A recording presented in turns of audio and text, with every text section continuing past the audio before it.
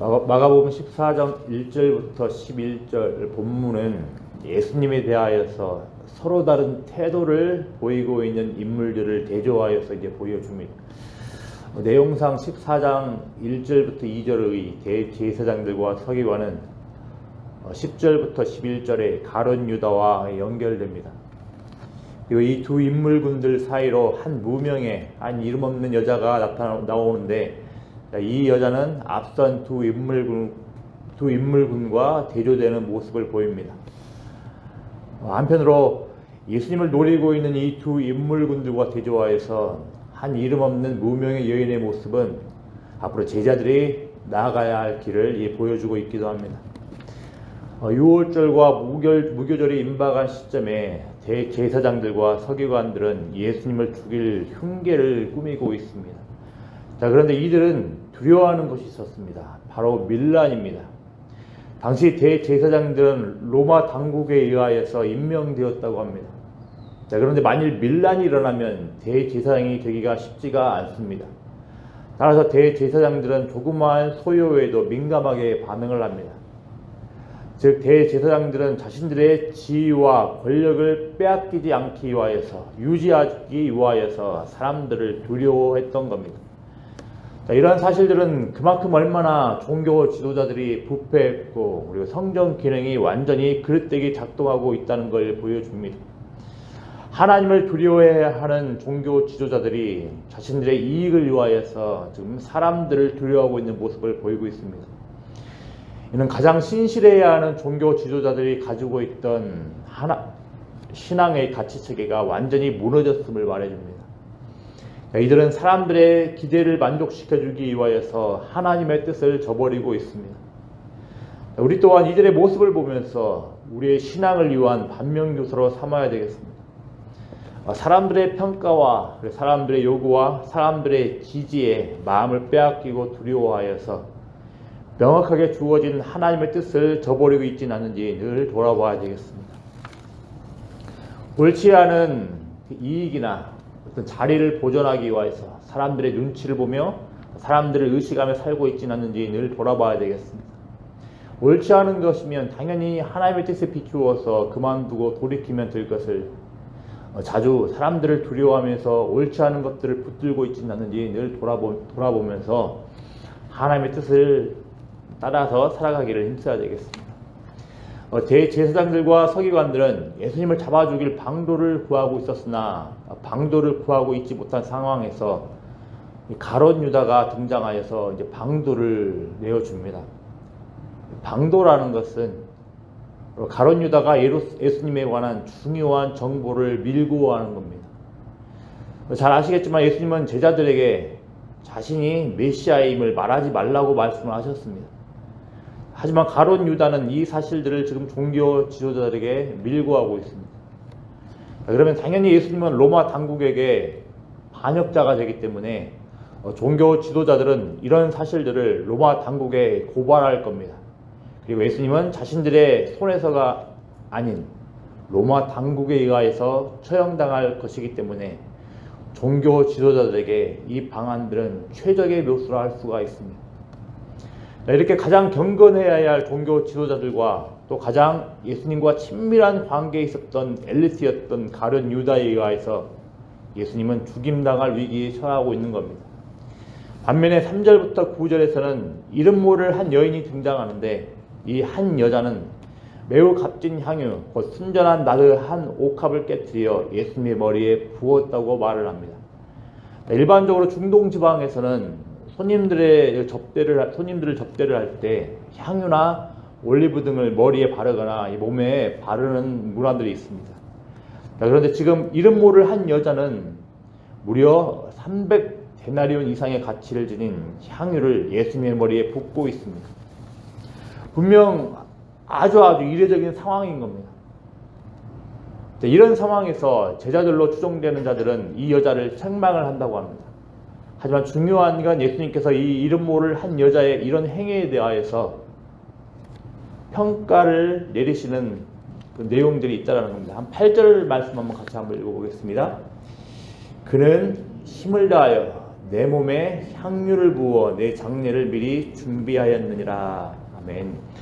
예수님께서는 이 이름모를 한 여자가 깨트린 향유가 예수님의 장례식 준비를 위한 헌신이라는 겁니다. 세번역 성경에서는 내 장례를 위하여 할 일을 미리 한 셈이라고 이렇게 번역을 하고 있습니다.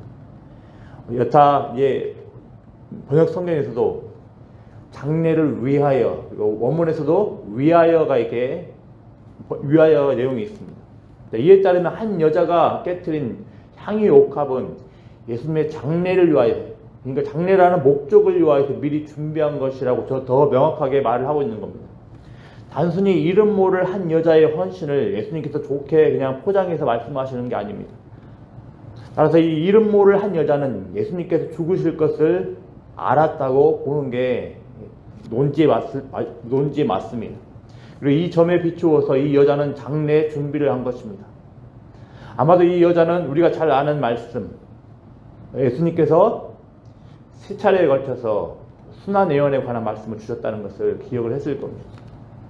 이렇게 본다면 지금 이 여자는 고난을 받고 죽으실 예수님을 향하여서 자신의 신앙 고백을 섬김의 모습으로 표현하고 있다고 할 수 있을 겁니다.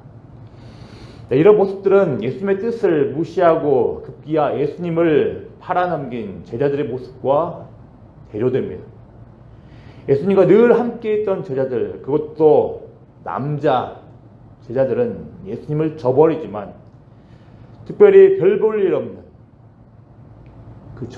여자였던 이름 없는 여자.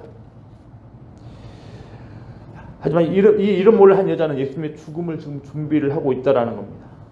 죽음 앞에선 예수님은 그 고통과 외로움에 굉장히 힘들어 하셨을 겁니다. 하지만 예수님 곁에 있던 자들이 예수님을 알아주지 않았습니다. 하지만 이름 모를 한 여자가 예수님의 고통을 아시고 예수님의 장례 준비를 했다는 겁니다. 그래서 이 말씀을 통해서 우리는 예수님을 따라간 제자란 과연 어떠한 자인가를 우리가 알 수도 있습니다. 제자란 본질상 직분이나 경험이나 신앙 연수로 그 제자의 제자됨을 규정하지는 않습니다. 예수님을 따르는 제자들이란 늘 예수님의 죽음을 짊어지고 예수님의 마음을 헤아려 늘 예수님을 기념하며 기억하며 살아가는 게 예수님의 제자라는 겁니다. 또 한편으로 우리가 알 수 있는 게 있습니다. 잘 아시겠지만 지금 14장 1절부터 유월절과 무교절이라는 시간적 배경이 나옵니다. 그리고 예수님께서는 잘 아시겠지만 유월절 어린 양으로 죽으셨습니다. 십자가에 죽으셨습니다. 그리고 이 사실에 대하여서 출애굽기는 이 예수님에 대하여서 미리 예표를 보여주는 출애굽기 유월절을 이제 기념하게 되었던 그 배경에는 출애굽을 기념하여서 이 양을 죽여서 양을 먹으면서 유월절을 지키라고 하나님께서 말씀을 하십니다. 자, 그런데 잘 아시는 대로 유월절 전에 그 양들은 미리 준비를 해야 했습니다. 미리 준비를 해야 했습니다.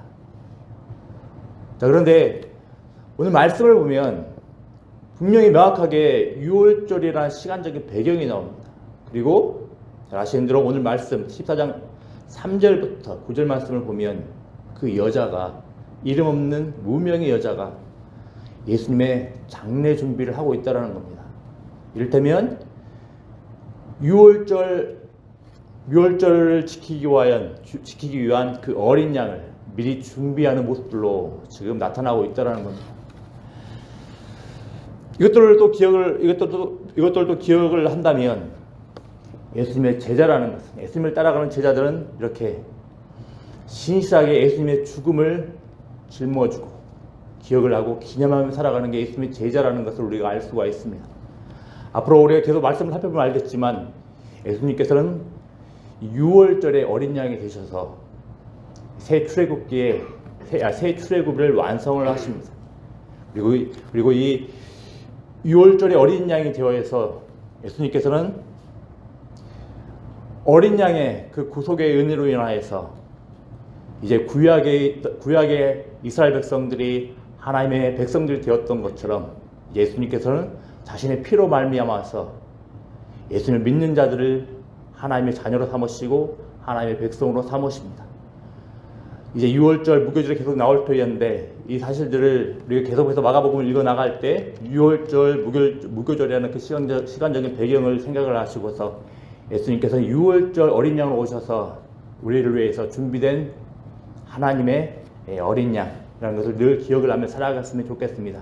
그 6월절 어린 양 대신 예수님을 신실하게 따라가고 기념하고 기억하는 게 바로 제자 되는 삶의 모습이라는 걸 기억하고 살아갔으면 좋겠습니다. 기도하겠습니다. 아버지 하나님 감사합니다. 아버지 하나님 오늘 말씀을 통하여서 참으로 대조되는 두 인물군들을 보게 됩니다. 정말로 하나님 앞에서 정말로 가장 경건해야 했던 종교 지도자들, 그리고 늘 예수님과 함께하며 늘 예수님과 친밀한 관계를 유지하였던 제자들은 예수님을 떠나버리고 예수님을 그 권력의 자리에 내어놓는 자리에 놓이게 되는데, 이와 반하여서 이름 모를 한 여자는 예수님의 죽음을 준비하면서 장례를 준비하는 모습을 보이게 됩니다. 아버지 하나님, 이 모습들을 바라보면서 우리가 제자로서 또 제자로서 살아가는 것이 무엇인지를 우리가 늘 깊이 새길 수 있도록 은혜를 하여 주시길 소망합니다. 아버지 하나님, 우리의 경험이나 우리의 직분이나 우리의 신앙의 연수나 기타 다른 것들을 자랑하지 않게 하시고 오늘 예수님의 죽으심을 짊어지며 예수님의 죽으심을 자랑하며 예수님의 죽으심을 기억을 하며 예수님의 죽으심을 기념하며 신실하게 따라갈 수 있는 복된 우리 영광교회 성도들 낼 수 있도록 은혜를 하여 주시길 소망합니다. 아버지 하나님, 6월절 어린 양으로 죽기 위하여서 미리 준비되어진 그 예수님을 위하여서 이름 모를 한 무명의 여인이 장례 준비를 하였습니다. 아버지 하나님, 기꺼이 우리들 또한 이 무명의 이름 모를 그 여인의 본을 따라서 우리의 6월절 되신 어린 양 그 예수님의 죽음을 늘 기억하며 살아갈 수 있도록 은혜를 다하여 주시옵소서.